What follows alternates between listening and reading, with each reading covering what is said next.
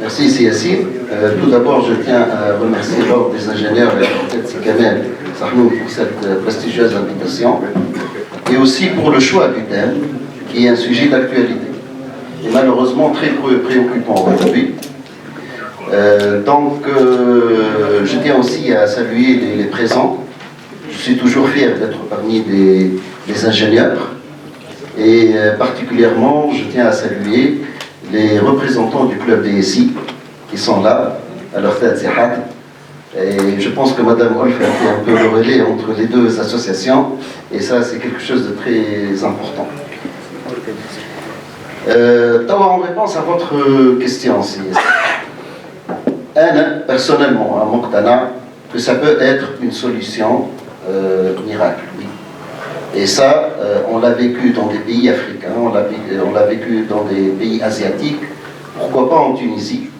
Dans les pays africains et les pays asiatiques, احنا السباقين كنا والمهندسين نتاعنا اقدم منهم والخبرات نتاعنا اقدم منهم لكن malheureusement juste je n'ai un petit exemple, les banques tunisiennes ont fait la télécompensation et ont utilisé la signature électronique en l'an 2000. Donc اليوم فتنا معناها بس 25 سنه و 23 سنه on parlait de ça, donc un échange électronique ou quelque chose في تونس. Et là, je l'ai vécu, وحضرت على beaucoup de projets de dématérialisation et tout. 30 سنة التالي و 20 سنة التالي. Donc, pourquoi pas. Donc, pour revenir la question TRZ, il fallait faire la différence entre 4 termes, et malheureusement, on les entend, on se répond, c'est la même chose. On parle de numérisation, on parle de digitalisation, on parle de dématérialisation. Tout ça, c'est bon. Mais le plus important, c'est d'aller vers une transformation digitale qui est différente en termes de concept, en termes de définition des 3 termes. Digitalisation de l'entreprise. Donc tout ça, c'est très différent, mais il y a des chevauchements entre ces concepts. Donc la première chose, donc si on parle, normalement, on doit aller vers une transformation digitale qui est un projet stratégique. Donc tous les autres concepts, c'est relié à des projets.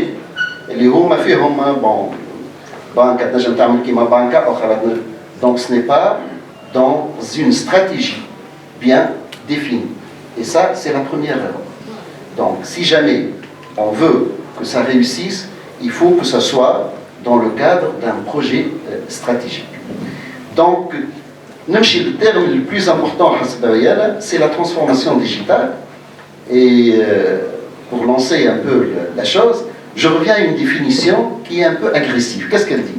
Elle dit que la transformation digitale est une restructuration pour éviter le point de basculement vers le bas du business induit par les technologies. Qu'est-ce que ça veut dire ça?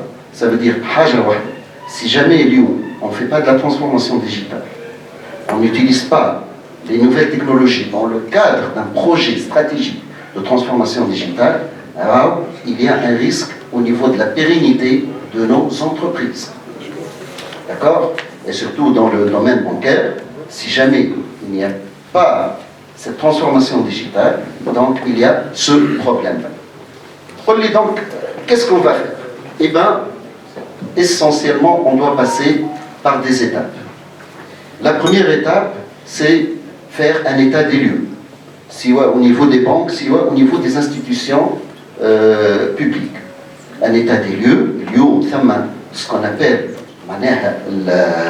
la démission d'audit de la maturité digitale. Alors, maintenant, je vais un projet de transformation digitale sans pour autant faire un projet de mission d'audit de la maturité de la transformation digitale au niveau de nos entreprises ou de nos banques. D'ailleurs, les banques, je pense qu'ils ont commencé à faire ça. Donc, l'audit, qu'est-ce qu'on va auditer? On va auditer l'alignement stratégique de la transformation digitale, l'innovation technologique, les risques technologiques, la gestion des données, l'architecture du système d'information, la maîtrise du portefeuille, la maîtrise des projets, les compétences. Et là, les ingénieurs, ils ont un rôle très important à jouer. Là, les prestataires et les fournisseurs, les orientations clients, le budget, le marketing, tout ça, ça rentre dans des domaines qu'on doit auditer.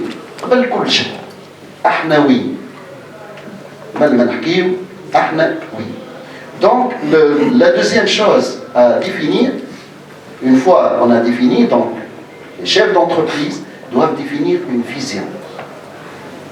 Ils doivent définir des objectifs SMART.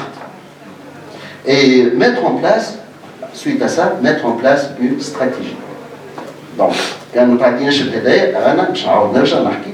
de des projets, il faut impliquer tout le monde de l'entreprise dans ce projet-là. Alors, ce n'est pas un projet qui est de l'informatique essentiellement. Ou un PDG, ou la technologie. Non. C'est un projet d'entreprise. Mais ce qui est important, il faut commencer par le haut. Si le haut n'est pas convaincu, alors le projet va se bloquer. Donc la deuxième chose, c'est que le haut, le directeur général, le ministre, n'importe où, on est dans n'importe quelle organisation, il faut qu'il soit convaincu de ça. Et parce que finalement, qui va débloquer les budgets pour ces grands projets? C'est lui. S'il n'est pas convaincu, qu'est-ce qu'il fait? Donc, une fois où il est convaincu, on doit aller vers ce qu'on appelle une acculturation digitale. C'est quoi l'acculturation digitale? C'est impliquer tout le monde qui a une mission dans l'entreprise. Il doit être au courant de ce qu'on est en train de faire. On doit leur faire des formations s'il y a lieu. Ils doivent donner des nouvelles idées. Donc les nouvelles idées, ça ne vient pas seulement du chef, mais ça peut venir aussi des différents intervenants. Donc, finalement, et là, c'est très important, il faut être accompagné dans ces missions-là. Il y a beaucoup de nouveaux concepts et il faut être quand même accompagné pour réussir cette approche. Là, une fois les étapes, il y a aussi 4 axes qui sont à développer. Donc, je reviens au niveau des banques, ou au niveau des entreprises publiques. Parfois, je vais parler clients et parfois, je vais parler citoyens. Dans n'importe quel schéma, on va mettre ce client, ou le citoyen, au cœur de notre transformation digitale. Alors, ça, c'est la première chose qui est très importante. احنا اليوم في البنوك ولا في مؤسسات كوميرسيال ولا حاجه شنو هو الفون كوميرس نتاعو؟ سي لو كليون. في الادارات في الواحد شنو هو الفون كوميرس نتاعهم؟ سي لو سيتويان. Donc il faut axer sur le client si on est comme ça et le citoyen si donc au niveau banque on dit qu'on va opter pour une vision customer centric. Donc il faut penser comme le client. Comme fait l'entreprise publique, il faut penser comme le citoyen pour réussir cette transformation digitale. Alors, on va dicter qu'est-ce qu'on va faire au niveau des banques. Le produit, ça doit émaner du client. D'accord? La deuxième chose, il faut faire attention à ce qu'on appelle l'attrition du client. L'attrition. D'accord? Kif kif, il faut faire attention à l'attrition du citoyen. Et ça, ce n'est pas bien. Donc il faut fidéliser le client, il faut fidéliser le citoyen. La troisième chose, c'est améliorer l'expérience client au niveau des banques et améliorer l'expérience citoyen au niveau des entreprises. Ça y est? Donc, finalement, dans cet axe-là, c'est fournir une offre personnalisée pour les conseils à donner à nos clients. La deuxième chose, et là, c'est très important, c'est mettre les ressources humaines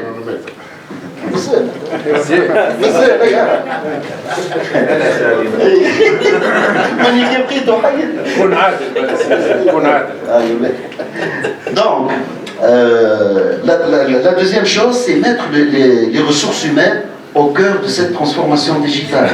Alors, la transformation digitale, ce n'est pas un projet de technologie, c'est un projet de ressources humaines.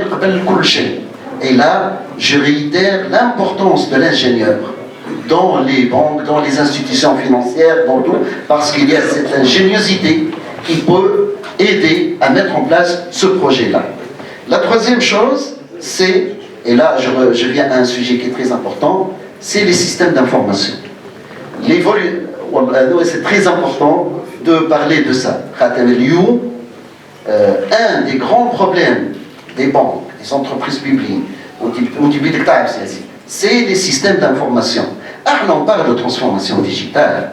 On va le mettre sur quoi? Je ne sais pas la transformation digitale un système d'information qui admet cette transformation digitale, qui est ouvert, qui est directement, qui admet des API.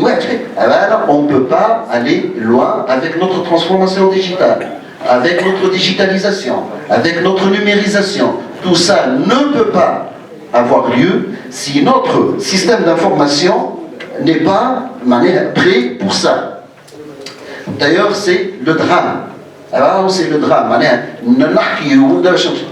système d'information qui est intégré, qui admet les API, tout ça, alors tu ne peux pas aller loin. Vous savez, la transformation digitale. Chose autre qui est très importante, et peut-être ça va l'abed chez Talqoumena Chouaya, on doit migrer vers le cloud. Alors, les investissements, ils sont très lourds au niveau des infrastructures. Là, et je vous montre par A plus B que parfois on est mieux sécurisé si on est. La sécurité. Je vais vous dire qui résume le tout. Le cloud, c'est une affaire de contrat. Quand tu as fait un bon contrat avec votre hébergeur, tu sauras